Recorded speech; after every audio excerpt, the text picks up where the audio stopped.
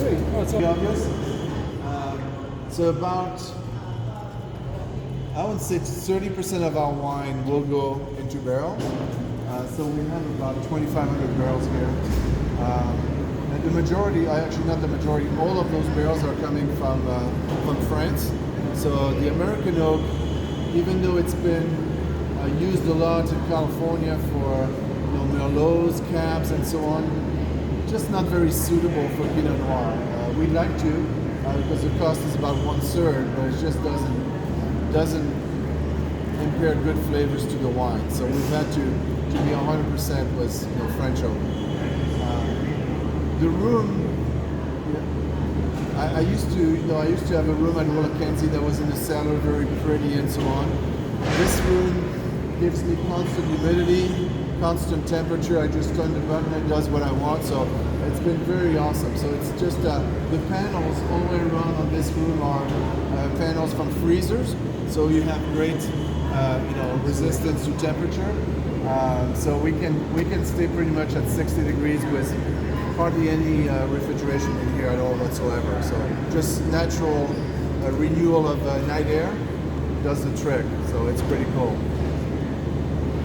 And, you don't quite have this very often in California, but here in Oregon, very often we have huge difference in between night and day. So we can have a 100-degree day and we'll drop down to 50 at night. So we're able to kind of renew all that air and all the temperature, of course, and keep it practically, free air conditioning. So 30% into the barrels. Why? Well, again, so trying to make wines that are fresh, fruit forward, but most importantly, affordable.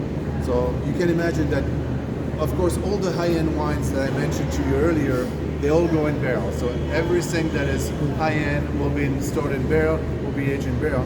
But the ones that are more value-oriented, high velocity, will be stored in those 30,000 gallon tank, and we'll bring the wood to the tank instead of putting the wine in the wood. So we'll be bringing staves, for example.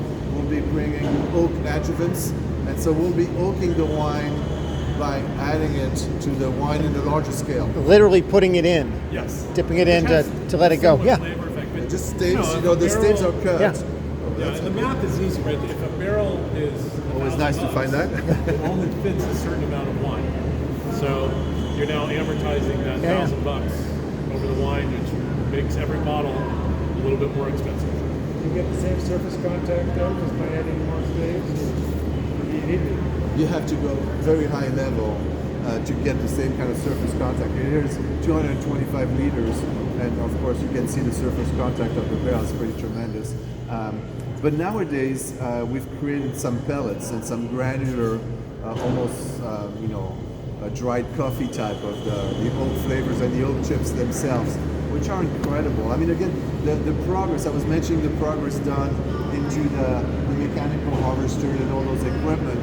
The same thing has applied over the last 30 years to winemaking, where some of the adjuvants that are authorized here in the US are incredibly successful to give that same roundness, the oak component and so on, that work very well to a certain taste profile that people expect.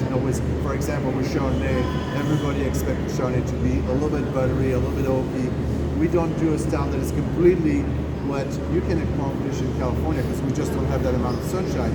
But we are trying to emulate some of those aromatics, so we please a wider segment of the population. So as a winemaker, by the way, I'm thrilled to have that diversity of activity because I have the gems wine where we don't compromise. We do everything the most traditional way, the way potentially my great-great-great-parents would be doing it. But then at the same time, I have the ability to work at the business level where we're making 40,000 gallons of wine that is very well accepted and it is more crafted, for lack of a better word, trial and errors to make sure we have that flavor profile component in our repertoire, so to say.